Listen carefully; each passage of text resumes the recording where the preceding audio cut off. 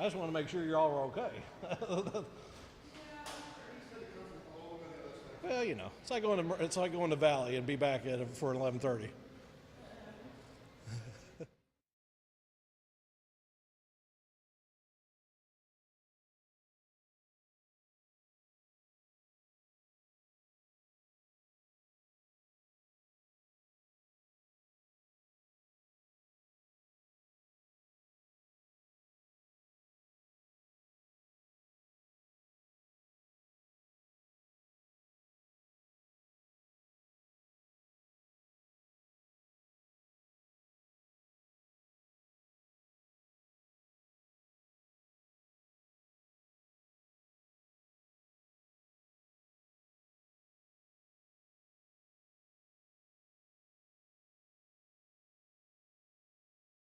Homicide Unit.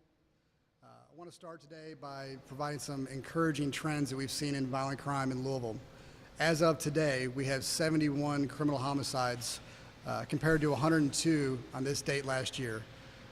That's a 30% reduction. We still have a long way to go, but it's promising that we are at a 30% reduction at this point from where we were last year. We also have a 50% clearance rate this year currently, compared to a 35% clearance rate last year. So again, it's very promising that we're seeing a 15% reduction or 15% increase in our clearance rate. And as we move towards the end of the year and into 2026, the clearance rate, currently at 50%, will continue to climb. But those numbers, while encouraging, they mean nothing to the families of the victims of homicide. Last year, there were 143 criminal homicides. We also have over 800 cold cases going back to the 1960s. Those families, their encouragement is they want justice for their family. The fact that we are making improvements, that's great, but those families of previous homicides, they still want justice for their family member who was killed. We had 3 people killed in Louisville this last Wednesday, and I'm here to discuss 2 of those cases in a little bit more detail because they involve the death of 2 young mothers. We still have not made an arrest on either of these 2 cases. The first case involved the homicide of Miss Williams that occurred at 10th and Chestnut. She was 24 years old. She was walking her 7-year-old to the bus stop to catch the bus to go to school. There were dozens of school children at that intersection waiting to catch a bus to go to school. Miss Williams was the target of that homicide. I feel very confident in saying that. You've seen the photo we put out of the suspect wearing a red hoodie. I know it's a poor photo. That is the only photo we've been able to obtain from the scene of our suspect who was the shooter. Our children should feel safe getting out of their house, going to the bus stop, going to school. When I say that Miss Williams was the target, we have reviewed surveillance video. It shows our suspect in the red hoodie display a firearm, take aim, and fire in the direction of Miss Williams multiple times. I feel, again, very confident in saying that she was the target of that homicide. The other homicide that occurred later that day was the homicide of Miss Offutt at 41st and Broadway. She is a mother of 3, and she was pregnant with a son when she was killed. She was standing in the parking lot of a market with her boyfriend at a time when 2 groups of what appear to be juveniles or young adults approached each other, exchanged words, and one of those individuals displayed a firearm, firing it towards the other group, but unintentionally struck Miss Offutt. She was an innocent bystander. She was not part of either of the 2 groups that met on that market parking lot. She was there with her boyfriend.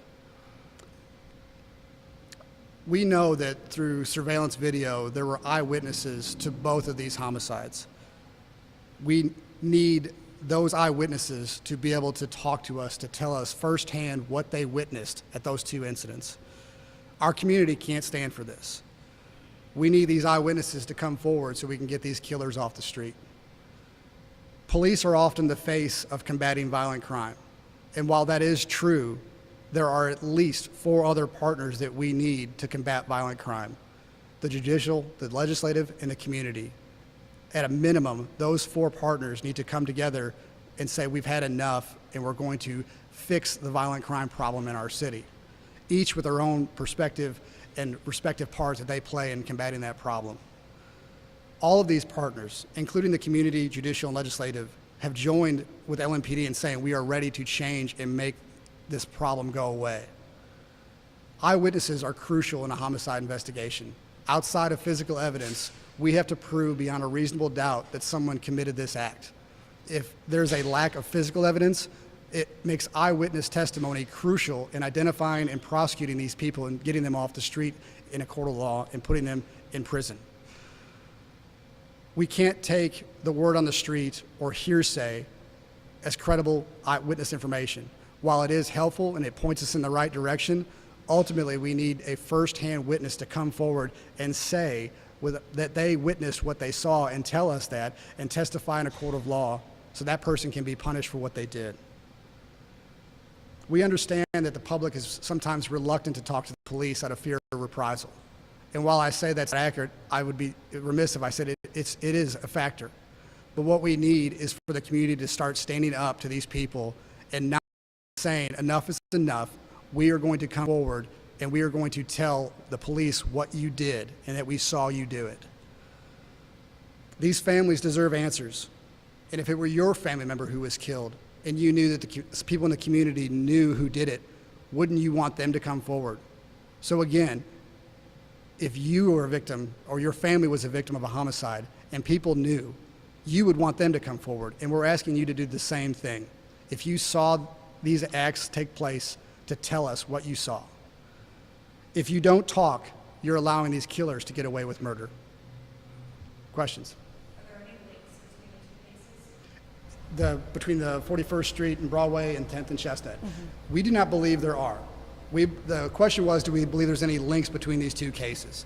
At this time, we think they are two completely separate incidents. As I said, Miss Williams was the target of that homicide. Miss Offit was not the target. She was an innocent bystander. We've heard that there are social media posts trying to link these two incidents as being related. We've obtained no direct information from anyone that these two incidents are related. They were two separate incidents, and any statement otherwise has not been conveyed to the homicide unit. Lieutenant, when you say Ms. Williams you believe she was targeted, does that mean you also may know what a motive was for that shooting? The question is, well, we believe Miss Williams was the target, but do we also have a motive? At this time, again, the motive is still the ultimate question as to why someone did this. We have not been able to arrest a suspect in this case and ask them what their motive was. I say that she was the target of this homicide after reviewing the surveillance video. In my opinion, it is clear that the shooter directly targeted Miss Williams, taking aim at her and firing shots at her from a good distance away with no other targets nearby. No other innocent bystanders were struck by gunfire, even though there were dozens of children in the immediate area. Again, that's my assumption that she was the target of this homicide. Was there any interaction from the surveillance video that you've seen between Ms. Williams and the suspect? So the question was there any interaction between our suspect and Miss Williams? And to that, I would say that the video that we have obtained that is very good video does not have audio. So we do not know if they were speaking to each other or what was being said. It's just a video surveillance that shows the interaction from the suspect and from Miss Williams approaching, holding the hand of her 7-year-old daughter and walking her to the bus stop. Do you think that the shooting that happened or the shots that were fired on the first day of school were also maybe connected to the shooting that happened killing Miss Williams? So the question was the shooting that happened on the first day of school, was that related to Miss Williams?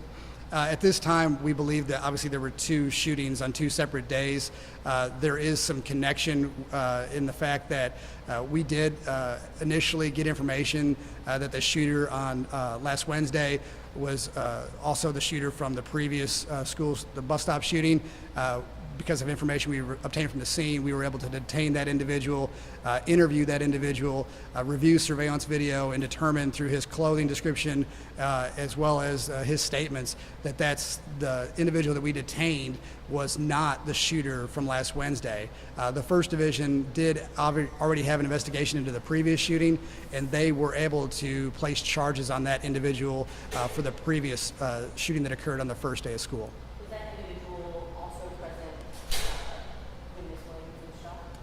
The individual that was charged for the first day of school, he was present at the scene. We interviewed him. We were able to determine through video surveillance that he was there, but we can clearly see in the video that he was not the shooter this last Wednesday.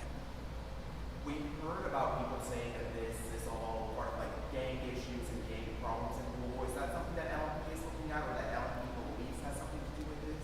Obviously, the question is this a gang-related issue? Again, without having identified and made arrests on suspects, it's too early to say in the investigation if this is gang-related.